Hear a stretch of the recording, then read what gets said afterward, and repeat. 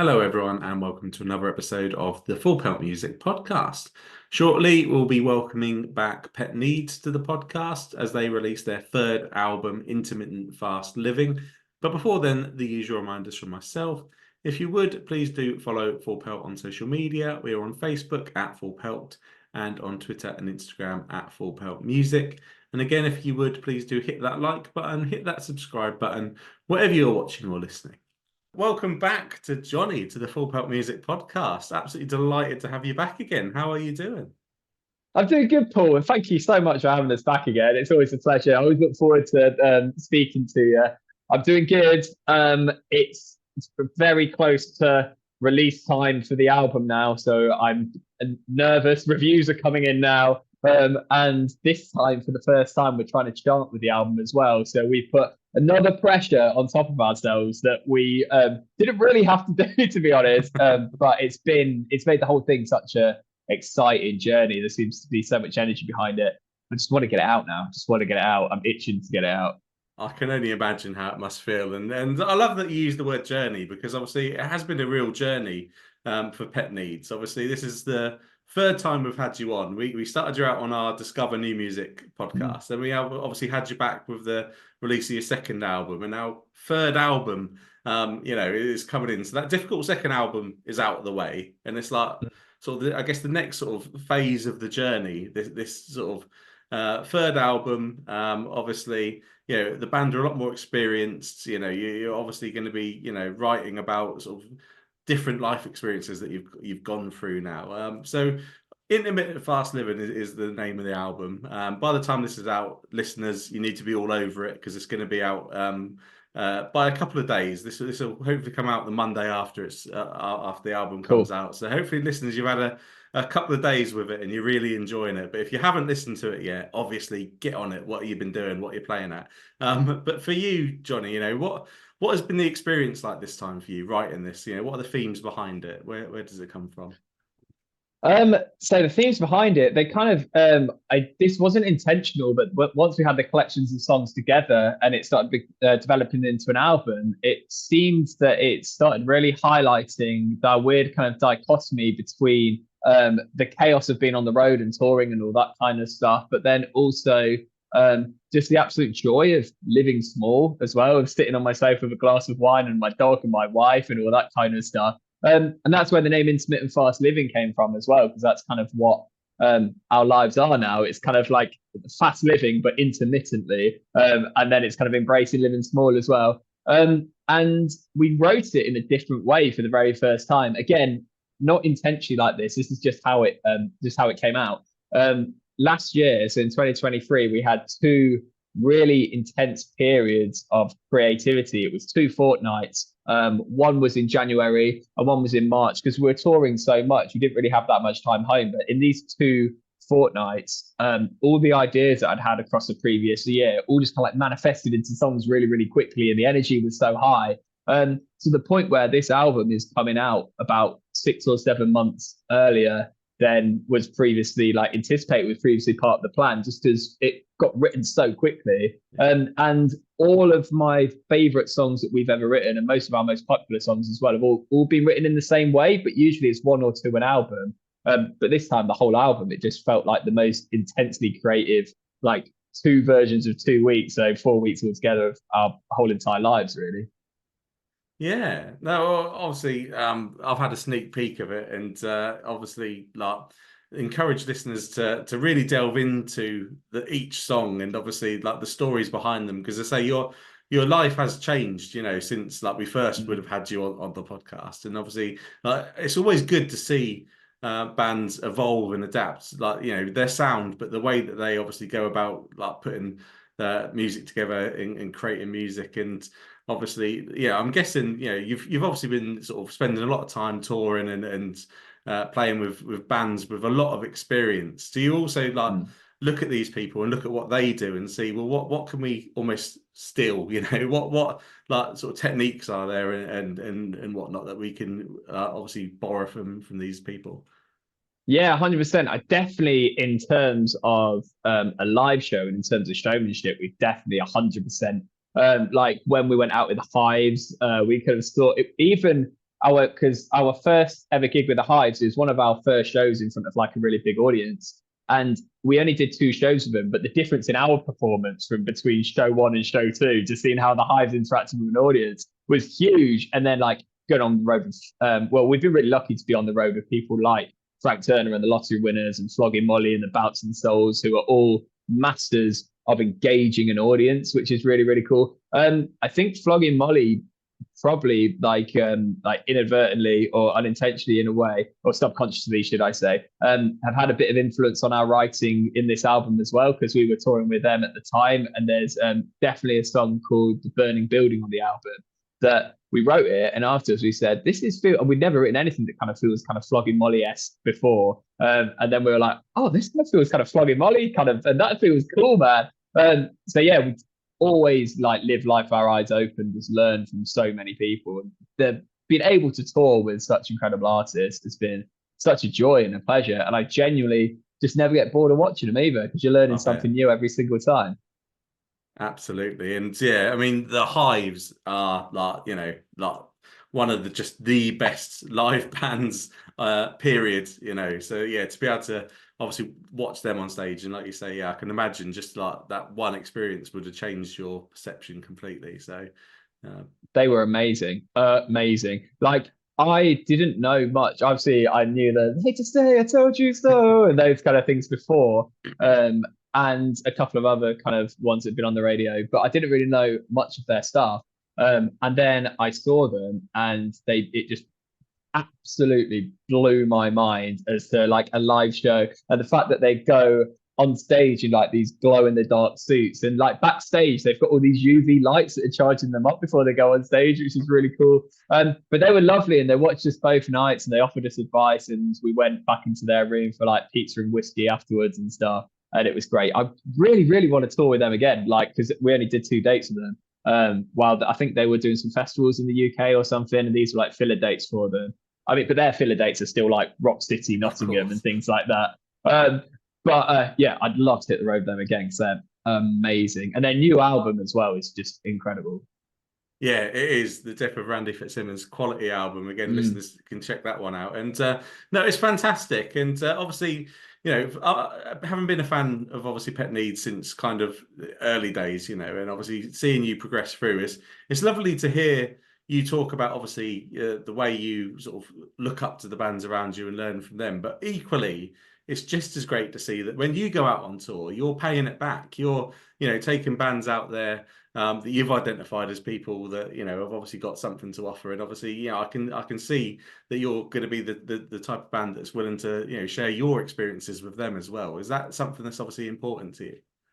100%. And I think like the majority of acts, Glitches actually, who came on tour with us on the last tour, an exception to this, but the majority of acts that we tour with are all Colchester acts.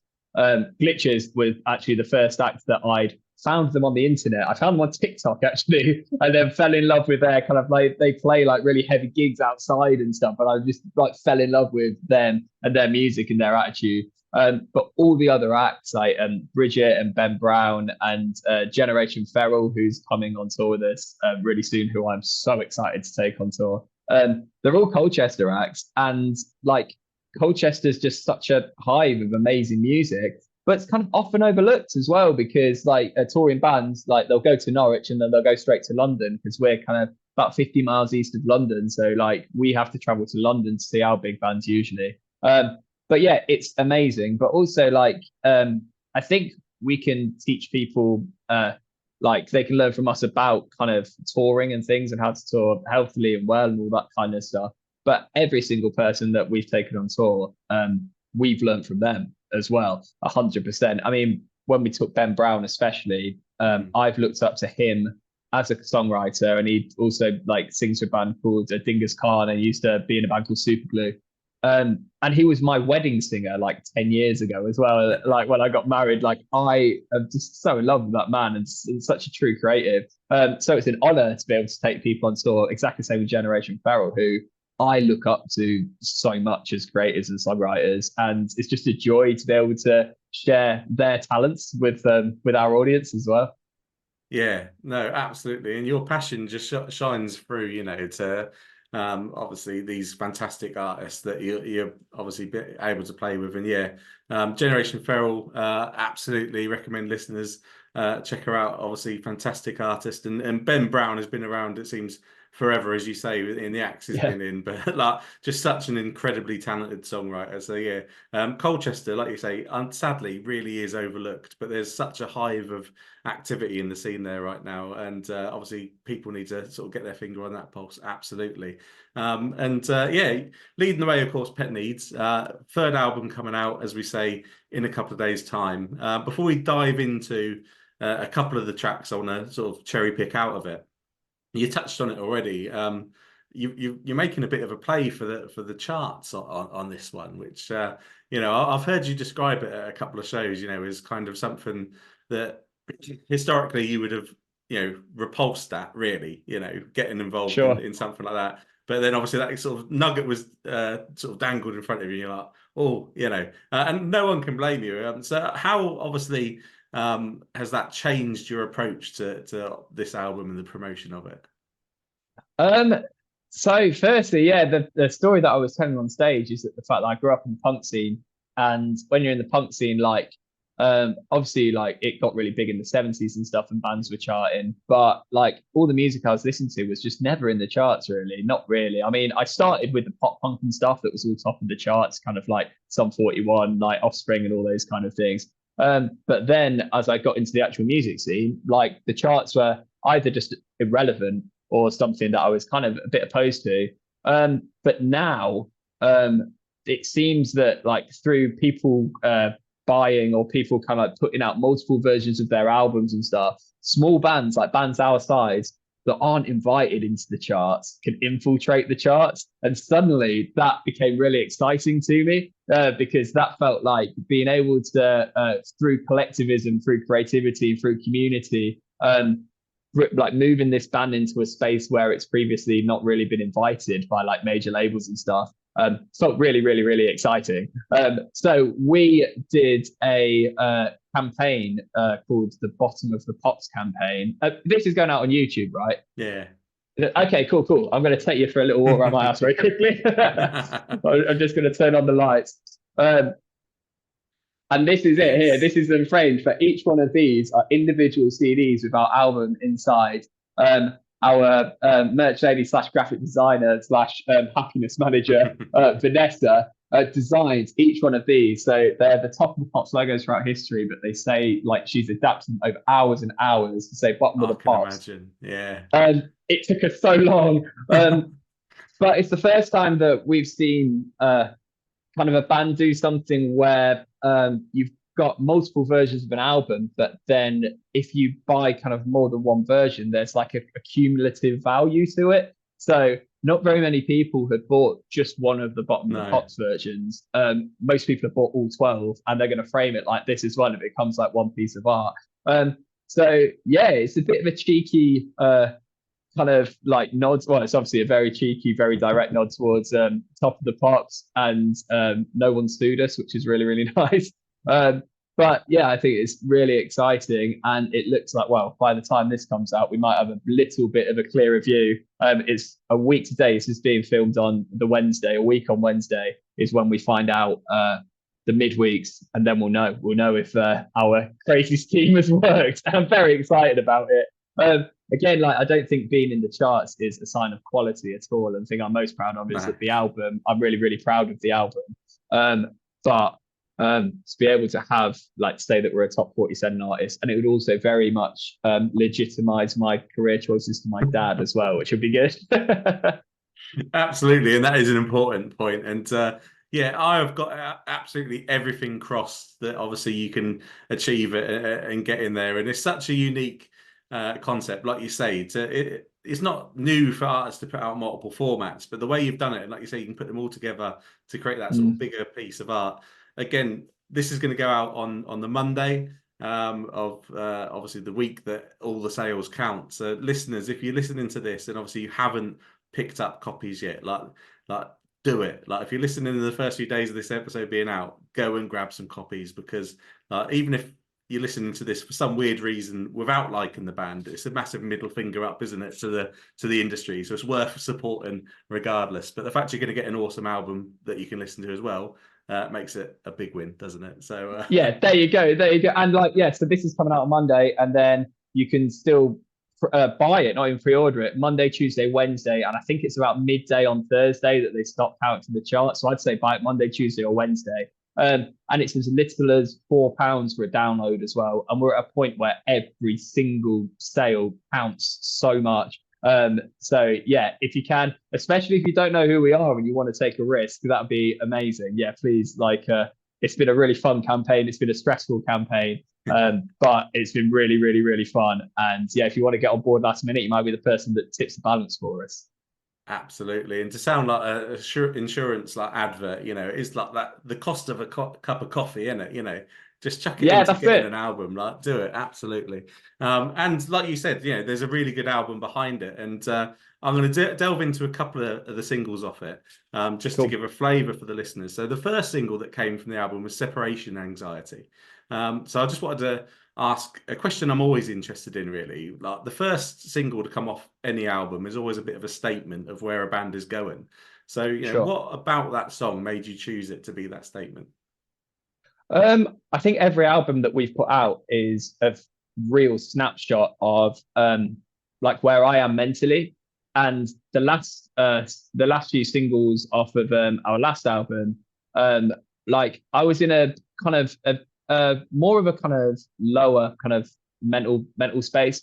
I had a few kind of like deaths in the family, and I'd had loads of different things happen in my life. Or maybe not just lower, maybe just kind of more reflective in a different way. And the album kind of had a theme of that as well. And it was me kind of dealing and like kind of going through those experiences and then documenting them. And like it ended up having loads of songs that I'm massively proud to play on stage now, and some of our biggest kind of hitting tunes. But I wanted to put out a song, or we wanted to put out a song that was kind of the opposite to that in a kind of like mental health way, even though protagonist in it, because I kind of play a weird character in it. I play myself, but then play an exaggerated version who starts like getting jealous of his own dog and things like that. But I wanted to start with like just the phrase "I love you so damn much" and have something that was so kind of joyous as a first single, as a bit of a nod to kind of where the album's going. The album's still very reflective and kind of introverted but extroverted at the same time. But yeah, I wanted something that was just going to like smash the door down with a really positive statement. Yeah, which it certainly did knock that door down. It really did. And obviously, you've been playing a few of the songs live on your shows over the last sort of few months. Obviously, Separation Anxiety when it came out, The Optimist as well. It sort of got its live debut sort of late last year, if I remember. And obviously, another one that's come out more recently is Sleep When I'm Dead. Now, I'm quite interested in discussing the video really for Sleep When I'm Dead, because it was filmed at your big show in Colchester, Fractured Party #3, I believe it was. At Sub-Zero eventually. Of course, that's not where it was originally going to be. So obviously, working our way through, obviously, the song itself, obviously, Sleep When I'm Dead, just a little bit around the themes for that song, if you would, Johnny. Cool. So it was it all started like this one started with like the first word of the first verse, which a lot of my songs do. They kind of like just start like with like a first lyric. And it started with like it's not a brag that you know where all the plug sockets are in your local Wetherspoons. And because I started trying to work, like I've got Wetherspoons on the corner of my street. I think Wetherspoons are a terrible company and all that kind of thing, but they do have free Wi-Fi. Yeah. So when my Wi-Fi was down, I went and popped there and did some work. And then my brother came to join me, and I was like, "Oh, I know where the plug sockets are here." And I was like, "Oh my god, what a sad life! I can't believe that I know where all the plug sockets are in my local Wetherspoons." And then started writing stuff about that. And then I remembered a time where I ran home from my Wetherspoons and timed myself about how long it could be for me to get into a bed from a Wetherspoons booth. And it was 2 minutes, 40 seconds, by the way. It took me 2 minutes, 40 seconds to get there. But then I started thinking about bed, and I wanted to subvert the kind of like Motley Crue, Bon Jovi-esque kind of real macho I'll Sleep When I'm Dead kind of like hedonistic kind of thing. I just didn't I like that phrase when it's used properly, but I also don't want it to do it to encourage others into excess. So I wanted to write a lyric that just said, I'll sleep when I'm dead or when I'm next in bed. And then the next part of it's just saying, look, I hope that the latter, being in bed, comes first before being dead, because I quite enjoy sleeping just in my bed as well. So there's a little nod, a little bit of a nod to self-care in it as well, even though the verses are quite self-destructive. Yeah, no, absolutely. And I think that is a lovely touch because in this day and age, I think we all do it, don't we? We all push ourselves to excess, be it in our private life or our work life. You know, we always strive and probably a bit further than we should do. So it's always nice to have that little sort of stock check and, actually, yeah, I'll sleep when I'm dead or when I'm next in bed. Yeah, whatever. Yeah. So, it's lovely. And obviously the video for the song then, you filmed it at, let's say, your Fractured Party 3. What was the experience like for you to put on that show? Because I know it was a difficult one. There was a few hurdles along the way. I was there, and obviously it came off to a hitch. But I imagine it was a bit like the old the swan on water, majestic on top, but paddling like mad underneath. That was absolutely it. It was like behind the scenes, especially when basically we were meant to do it at a place called Attic, which is on the high street in Colchester. And then Attic shut down. And they didn't tell us, obviously we weren't a priority, but they didn't tell us they were shutting down or anything. It just came out in the local newspaper whilst I was in America. And I got about 20 messages saying, whilst I was asleep, going, "Oh, Attic shut down, by the way." And I was like, "Oh, this is bad news." But luckily, the SU, the Students' Union that I used to work at, they offered us a place, which was really, really cool. It was they're not massively used to putting on rock shows. So it was kind of a bit of us kind of working with them to what would there be if there was a mosh pit or people dancing about and all that kind of stuff. And so the stuff leading up to it, as with everything, was a little bit stressful. But then that's the same with every big gig, especially when you've got people traveling to be there as well, because you're putting so much kind of pressure on yourself for it. But the moment we hit the stage, actually not even the moment we hit the stage, the moment Henshaw hit the stage, who was the first act on, and then the lottery winners after that, and then us, was just absolute joy. It was amazing. It was relief as well. It's relief that we've been able to pull it off and make it happen. But yeah, absolute joy in it. I'm so grateful to every single person that was in that room, basically.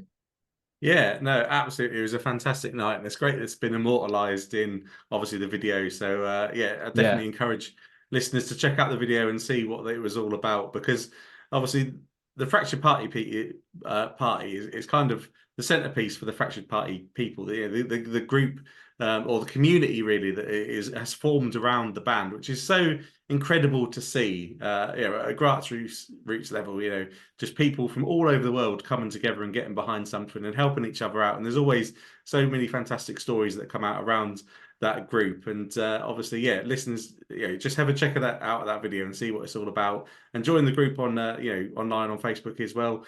It's full of great people, so definitely encourage listeners to do that, and there'll be links in the bio for that. And obviously all of these people are going to be mobilizing across the country in the next week or so as the album comes out, because you've got some in stores that you're going to be playing across the country, including in Colchester and down in Kingston with the fantastic I can't remember what they're called now. Banquet Records. That's the one. They put on so many great shows down in Kingston. Absolutely fantastic little record shop that. So you got some shows in the in-store environment coming up, which I always love because it's different to a normal gig. So what have you got planned for those shows? I'm really excited for these, because these are one of the only times. I mean, a couple we're doing electric. We're doing HMV Colchester, and we're doing Rough Trade Bristol full electric, which is going to be a full electric show. But then the other ones we're doing acoustic, but usually our acoustic is a two-piece. So usually it's me and George on a foot pedal. But this time we've been working to do the acoustic shows as a four-piece. And we've got a new bass player, Ryan, as well, who's like a virtuoso musician, and he's just made the music, the acoustic music, sound incredible as well.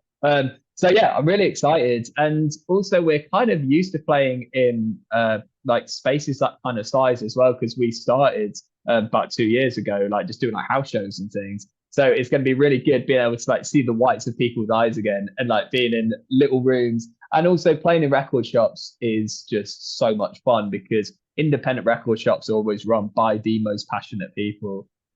So I cannot wait. That's what I'm doing right after this. I'm going upstairs and packing, and then washing up before Lorna comes. So, but yeah, I'm excited. I'm really, really excited to see everyone and hang out and reflect on the album with people as well, and then play some tunes from it. Yeah, absolutely. There'll be links in the bio, as I say, for listeners to click through and hopefully head to one of the shows that are still going to be happening, because I think there's a few that fall after this episode comes out. And obviously, and again, that's a great opportunity for listeners to pick up a copy of that album and obviously help with the chart battle as well. So definitely encourage listeners to do that. And after that, obviously, comes the proper headline tour. You've got, first of all, obviously, Rescue Rooms. I love the Rescue Rooms. Such a great venue in Nottingham. And you're going to be headlining that as your kind of official release show. And then in April, you've got some of the biggest rooms you're going to be playing as a headline act, including Underworld in London, which again is just one of my favourite venues in the world. So, I mean, you must be excited to be playing these shows. I cannot wait. I cannot I'm kind of speechless that we've even been booked to headline like rooms like Rescue Rooms, the Underworld and stuff. Like, it's amazing. I think it's just testament to like our audience and our growth as well, because we were literally playing to about 30 people in London a couple of years ago, and then now we'll sell out the 200 cap rooms. So now it's like, well, there's only one other place to go, so let's step it up, which is cool, which is exciting. It's going to be amazing, because that's kind of big. That's like, it's 500 cap, and that's like almost as many people as a Fractured Party, which is amazing. Like, it's so nuts. Like, it's going to be amazing. And also Camden especially has been so good to us. It's where Frank Turner saw us back in the day. Like, we started by doing lots of like Camden Rocks present shows and things. So it's such a part of our story, and so like deeply ingrained in our hearts as well. So yeah, I can't wait for the whole tour. Yeah, no, absolutely. And I again encourage listeners, like, head online, find a date. There'll be links in the bio, like I say. Like, if you can go to a show, I fully recommend it. Caught the band a fair few times now live, and it's always just a fun, like, just joyous evening of music. So definitely encourage listeners to do that. Obviously, social media is the best place to do that, and we always give out the social handles on the podcast, and it should flash up in the corner as well on YouTube and other places. So you've made my life really easy, Lo, because I only have to read one out, which is fantastic, because normally I've got to read Nice. maybe 3 or 4 out with underscores and all this kind of stuff. But you are literally at We Are Pet Needs. Wherever people would like to do their social media, that's where you can find the band. So obviously, well done for getting that. Cheers, thank you. Yeah, absolutely. And obviously, April for the headline tour, and then we head into the summer, and it's festival season. And again, Pet Needs are such a great festival band. You just fit that kind of slot. You just pack the energy into that set so well that again, I can't stop repeating myself and saying that listeners need, if you're at a festival, Pet Needs are there, go and check it out. But I want to touch a bit on the community again, because I was at 2000 Trees last summer, and I knew I was going to be watching Pet Needs when Pet Needs played, but I have to admit I didn't expect that many people in there, and part of the reason was this DIY like campaign that your fans were everywhere I turned. There was a sign for Pet Needs, like people were like walking billboards or hoodies all over the place. Like, honestly, it was like a kind of a quite proud, really, I was to see it, like, and thinking, this band that I know that are going to be really good, and like, all these people are going to come. And what was it like for you, 2000 Trees, obviously, to have your fans do that for you, and obviously, like, because you packed the big tent out, and it was a fantastic set. So, what are your memories of it? The actual set was incredible, but also it was seeing, because we were having what was happened kind of like drip fed to us through the group, because we were doing other festivals that weekend. So we weren't there really to help with the promotion, which is where the kind of idea came from. It's like, look, usually we'd be out like making friends, having conversations, trying to get people to the show, but we can't. Is anybody going to be there? And then a couple of people were like, well, I'll be there. And then someone was like, shall we make some flags and stuff? And then suddenly it just started from there and just like snowballed into a massive thing. Like I said, like all the way up to our friend Ben, who's doing a documentary about us at the moment, but him being a walking billboard as well, which is like, it was amazing. And then also I was thinking, I really hope this works, because sometimes we have like promotion ideas and stuff and it won't work, but then that's on us. But this was like dozens and dozens of people working so hard. And we were playing like the hangover slots. We were playing at midday on the Sunday, on the last day of the festival. And we were like, we could play to an absolutely empty tent, and to play to an absolutely rammed out tent, so people just going completely nuts, was the best feeling. And it was that kind of community organization that we weren't massively involved in either. It was like Fracture Party, who just kind of like took it and took ownership of it and just ran with it. It's that kind of organization that gave us the confidence to go for a top 40 record, because we've got such a strong, it's like a street team all over the world, basically. Like we've got such a strong team around us, which is incredible. Yeah, it is incredible. And it was so great to witness. And like I say, I was sort of morbidly intrigued, like when I walked up to the tent, how many people are going to be in there after seeing all the promotion. And it was packed. And then you did the job that you needed to do, and you absolutely smashed the set. And obviously 2000 Trees, historically, for the opening day of the next year, always invite back a handful of bands that played the year before, that obviously impressed the organisers so much to get that invite. And you're one of those bands that are now invited to come and play that night this year. So obviously, job well done.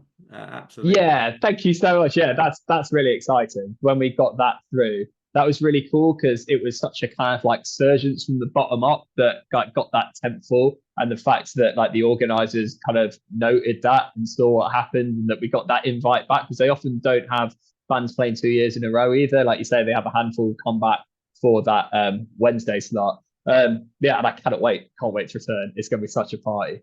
Yeah, absolutely. Encourage listeners to go along. The lineup's looking great. I'm going to be there. It's going to be another great weekend. Always is at 2000 Trees. I won't list every festival you play in, but it'll be in the bio again, because obviously you guys just play so much, which is great. But the other one I'm going to put a quick little flag in for people is Beautiful Days, because you've obviously just been announced a Beautiful Days main stage slot as well. Like again, you must be really excited for that. That's going to be amazing. There's certain things, there's certain kind of things that you want to tick off in your career as you go through the bucket list kind of things. And we've never done a like major festival main stage yet. So that's going to be amazing. And we know a lot of Fracture Party people that are going to Beautiful Days. So I think a little bit closer to the time, we might be starting to have the conversations of, look, we know what we did collectively at 2000 Trees. If we get 3,000 people to a tent, can we get 5,000 people to a main stage? And we're playing on the Saturday this time as well, as opposed to the Sunday at 2000 Trees, which I think makes things a little bit easier. But yeah, I can't wait. And we're going to do similar promotion tactics and hopefully get that field absolutely packed for the set. Yeah, no, absolutely. I really hope that it goes well for you. Definitely do. We're heading towards the end of our sort of time. We've got a segment that we've brought in since we last had you on, that we've asked everyone at the end. Like, it's called Magic Wands. Basically, a lot of the conversations on this podcast have turned to a few of the issues that there are in the music industry. So we've started to get into Fantasyland a little bit, and I'm going to give you, Johnny, a magic wand, and I'm just going to ask you, with that magic wand, if you could change one thing about the music industry, but one thing only. So putting you on the spot a bit, what would you choose to change? I would, and this is kind of not at the fault of venues at all. It's the fault of kind of like old buildings and stuff. But I'd make every single venue in the world accessible, because when we're playing at our level, like a lot of the 200 cap venues and stuff are up like 1 million flights of stairs. And I would really love and we've had conversations like our local venues kind of similar and stuff, but a lot of things are like listed buildings and all those kind of things. And we try as much as we can to play accessible venues as much as possible. But if we could make every single venue in the world like accessible, like no questions asked, then yeah, that would be it, 100%. And hopefully that would mean that like, oh, actually, no, they wouldn't. I was going to say there'd be less stairs to load in, but I guess like we'd still have to load it up the stairs, wouldn't we? But yeah, I think that'd be the one thing I'd change. That's the first thing that pops to mind. Yeah, and that's a beautiful one, actually. You're the first person that is picked that one, and we've been doing this for quite a few episodes now, and it is such an important thing. As the father of a disabled child myself, it is so important. Like, music is such a vital sort of aspect to our lives. It's an escape, and it's all these like great things for our mental health. And obviously, if there's a portion of society that is unable to go and join that, then that's wrong, isn't it? So I absolutely love that, and I wish that magic wand was real. But hopefully there'll be some people in the background. There is Attitude is Everything, obviously a great organisation out there. There's great organisations out there that are pushing to fix that. So that's absolutely fantastic. And just to finish us off, just to sell something else for you as well, Johnny. You've got a photo book that is available for your fans, which researching the interview I saw, and I absolutely love anything slightly different and the concept behind it. So obviously, what can you tell us about how that concept come up and what fans would expect from it? So, well, wait a sec, here we go. Here's one I made earlier. So here it is. It's a thing of beauty, and it was made by and it was the brainchild and also the execution and everything was from our like photographer and graphic designer and merch person Vanessa. And it says here like a documentation of life on tour and in the studio captured on 35mm film. And she had like an old Canon camera, and her motivation, she wanted it to feel like kind of old family photos, like in a way where there's like everything has an Instagram filter on it nowadays and stuff. So if you look at the, like, I don't know if you can see here, but they're all kind of like, they look like they've come like straight from the 90s, the pictures, which is really, really cool. And like you get a bit of kind of like solar glare on them and stuff, but it feels like it reminds me of flicking through like old photo albums when I was a kid and stuff, and they're like really real depictions of like us on tour in Europe with Flogging Molly. I think it has 2,000 trees. It definitely has Bearded Theory Festival in there as well, and then us spending time in the studio. And it's one of my most favorite pieces of Pet Needs memorabilia ever. Especially because it was Vanessa that kind of designed it and came up with the idea and everything. So yeah, I love it. Everyone should order one. Absolutely, they should, definitely, because that's one of the things for me, that magic wand question. Technology is great, and obviously how accessible music is these days is fantastic. The fact that I can catch, let's say, Generation Feral supporting Pet Needs, and I can go home that night and I can put on Spotify and I can listen to her music and check it out.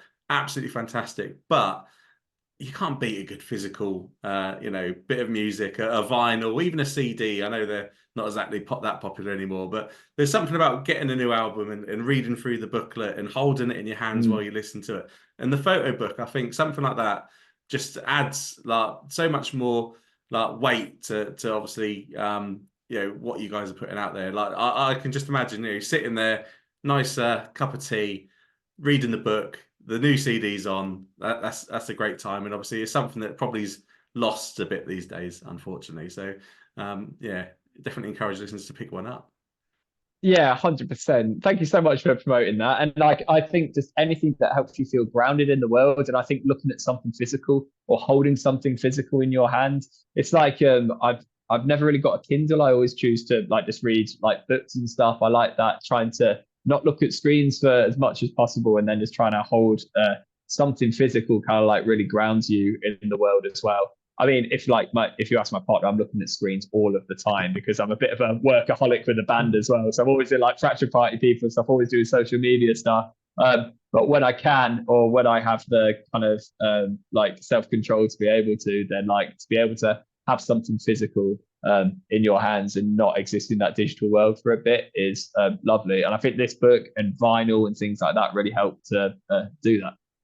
Absolutely. I couldn't agree more. And just to give it the final sort of sales pitch to drive us home, obviously, listeners, the photo book, the vinyl and the CDs, the bottom of the pop CDs, absolutely encourage you to go out and pick them up and give you something to listen to. And then once you listen to them, head along to a show. Again, the experience of getting out there, meeting people, the great community around the band. Obviously, you've got the festivals. So if you don't want to commit to a headline show, go and check out a festival show from Pet Needs. You won't regret it, and you'll soon be buying a ticket to a headline show. I know it. So much going on with the band. It's always great to have you on to talk about it all, Johnny. And I always like to just chuck the final message to the guests. So what is your final message for the Sure. listeners today? I think my final message is actually a thank you to you, mate, because you were my first ever podcast. Like Really? first ever, like when we got signed and stuff. Yeah. And I remember being desperately nervous. I was sat upstairs in that room upstairs. I was really nervous, but you made me feel so at ease at the very start. And I love the tradition now. I love it when we meet at shows, but I love the tradition of every album just coming and reflecting on it with you. So yeah, just say thank you to you, mate, for the support over the last few years. Yeah, bless you. Well, it's absolutely well deserved because we get sent so much stuff to listen to. So many great artists try and get in touch and that, and we just haven't. I work full time. I haven't got the time to dedicate that I'd love to. So obviously, the bands that we do get on are the ones that I desperately really want to talk to. So obviously, credit to yourself for getting yourself into that space, and we will absolutely have you on every album that you put out. And I'm sure there's a lot more to come from Pet Needs. So again, listeners, follow the band on social media and you'll stay up to date with all of that great stuff that's coming up. So Johnny, absolute pleasure and thank you for coming on. Oh, you too, mate. Thank you so much. It's been a joy. Well, thank you everyone for listening. I really do hope you enjoyed that chat there with Pet Needs. Do make sure you follow the band across social media to stay up to date with everything coming from them. You can also stay up to date with Full Pelt. We're on Facebook at Full Pelt and on Twitter and Instagram at Full Pelt Music. And finally, if you would, please do hit that like button, hit that subscribe button, wherever you're watching or listening, because we'll be back very soon with another episode of the Full Pelt Music Podcast.